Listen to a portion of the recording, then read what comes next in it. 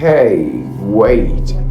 Do you believe in witches? Well, I can remember the famous movie Harry Potter. When we all watched the movie, we thought that it was just a story.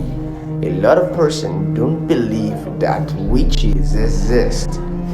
But I'm going to show you something, and this is going to clear your doubt if witches exist or not.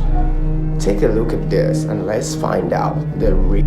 The trouble is, when you play with the devil, he doesn't play fair. He'll give you everything you want, all the drugs you want, all the women you want, all the promises, and all the power you want. And when he's done with you, he'll kick the legs out from under you. Sounds like the Broadway play Damn Yankees. They sell their soul to the devil and they become a champion baseball player. I never saw that, but that's interesting. And that's why you hear rock stars sometimes say, I sold my soul to the devil. Because once you make that trade, he'll give you what you want. But people need to understand that the devil is not sharing his kingdom with anyone. He's selfish and hateful, and his personality is that of hate and violence. And so as I began to encounter these spirits, from a pleasant person, even though I was a fall-down drug addict, I began to take on the personality of the devil. I began to act. I began to hate. I began to become violent in my card readings. Began to hate? You must have. You had hate no all love the anyway. more. Really? Oh, hate all the more. And I love to see people hurt. Like, I'd like to do a card reading where I knew a man was committing adultery. I'd name names, and it was just an evil behavior. And so here I was with these spirits operating in this park, cursing people. I cursed one man, said he fell 3 stories into a wheelbarrow. Thank God that wheelbarrow was there, because he would have been killed.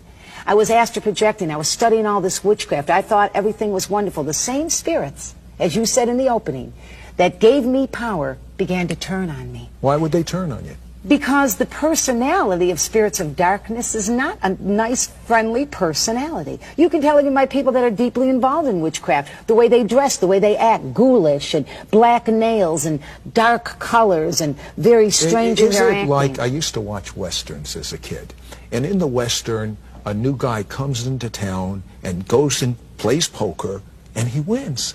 And the next day he said, boy, these are country bumpkins. I'm going to take them for all they're worth. And he bets everything he has, and the game is fixed. And he loses everything he has. Excellent. And that's exactly the way it happened. So that's excellent. And that's exactly what had happened to me. I thought I had arrived. But as these spirits began to turn and to torment, the same spirits that gave me power to read cards and astral project and operate in the solical power, the psyche power, would turn on me. What does that mean? What do you mean, turn on you? It was as if all of a sudden the same voices that would say this man is committing adultery, or this woman steals at work, or this girl's going to get married last year, when I was reading cards, would now say to me, you should die. It's better to just die. Said I would walk around with a gun in my mouth. I can remember the metal used to burn my tongue. I would just suck on a gun, waiting for the moment to stop this power that I had entered into, to stop the destruction of my mind. My drugs increased. I would take needles, Sid, and people that were the worst drug addicts in town would not get high with me. I would go into a bathroom and take a needle and bang it into my arms. I had thick growths all the way down. Today you can see they're totally gone. But thick growths and abscesses all the way up and down my arms. In that drug state, I'd go out and become even more promiscuous, hoping that someone would just love me for a little while. And that's what our kids are doing today, Sid. They want somebody to love them for 15 minutes. That's why sex has become an everyday movement. I mean, it's nothing to be 11 years old and to go to bed with your boyfriend that you go to school with. And so here I was, nailing myself with needles, blood coming out, demon possessed from the spirits that I had invited inside, broken. In one particular time in all this story, they locked me up in a mental institution. Sid, they locked me behind a metal door. That's how crazy I got. My arms were full of needle marks. My nose was full of blood from cocaine. They put me in a room, locked me in, because I had now had serum hepatitis, which you get from filthy needles. So they had locked me in a mental institution in the K Ward in Meyer Memorial Hospital in Buffalo, New York, with needle marks, with mental crazy screaming in my head, giving me a liquid diet to try to clear up the hepatitis. When they finally let me out, I became pregnant again. Oh, no. This time I went to the Erie County State Building in Buffalo, New York, and got a legal abortion. So when I left that medical building that day after that abortion, and still to talk about it, it hurts a little. I remember sitting down for the first time and saying, I wanted that baby. That baby I wanted, because I felt like I had such a low opinion of myself that maybe this child could change things for me. Of course, it was too late. So here I was. I had had 3 abortions, a child that was taken away from me. I was hopelessly drug addicted. And the doctor comes to me and he says to me, you have chronic active hepatitis. Your enzymes are right off the hinges. You probably What does that mean, chronic? It means that chronic means it's constantly going on. Active means it's happening right now. And hepatitis B is a very serious form of hepatitis. He told me that my liver was turning into a piece of leather. It was in that state that I decided that it didn't matter if I lived. I increased my drugs. I increased the insanity, increased the promiscuous life, increased hatred, was full of violence, and totally suicidal.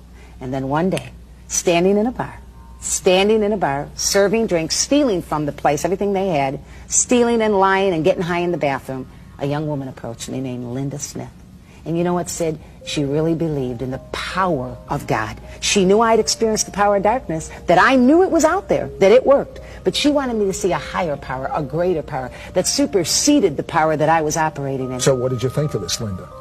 I thought that she talked the talk and didn't just, she walked the walk and just didn't talk the talk. A lot of people talk the talk, but they don't walk the walk. And Linda just showed the love of God in the way she acted. She didn't come out with all these spiritual lingo comments. Yeah, but you told me as a kid you didn't care for this Jesus guy. Because now I was at a place, she was introducing a man to me, a man that didn't rape you, beat you, use you, put you on the streets and stick needles in your arms.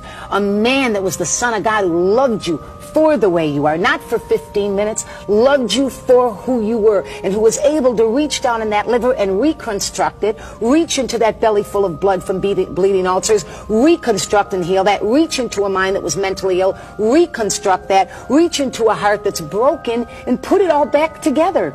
Just because he's a man who loves mankind, because he was the Son of God. How'd that happen? She took me to church. She took me up to Pastor Why Tommy did you Reed's go to church? Because I was dying, and there was no hope. I figured I'm going to die anyway. Let's go see. And you know what really influenced me, to be very honest, in the last few minutes of this program? She acted like a person who didn't just put on a facade of Christianity. She lived it. She walked it. She didn't want to impress anybody, Sid. She wanted to introduce to a dying, demon-possessed tramp witch. She wanted to introduce that human being to a man who changed her life. You went into that church. I walked What in. happened? I was dressed lewd. I had demons in my eyes. They were screaming all Most over. pastors would kick you out. Well, some of them wouldn't have anything to do with me.